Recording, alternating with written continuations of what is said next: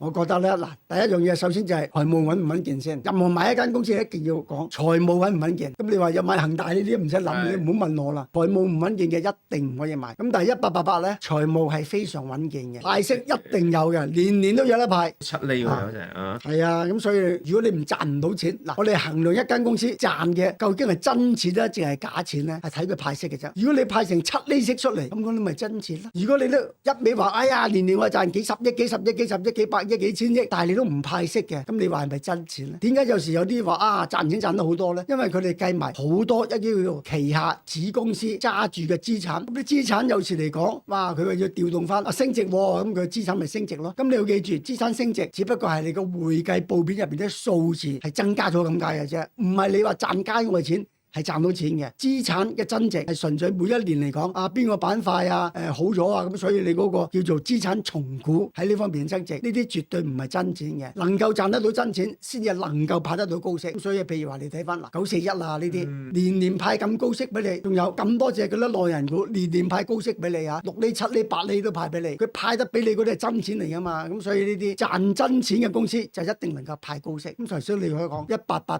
呢啲講明話俾你聽，財務嘅風險係好低好低嘅，呢個股份揸長線都 OK 嘅，咁所以如果接近保利交通道底線，呢一隻股份咧係可以吸納嘅。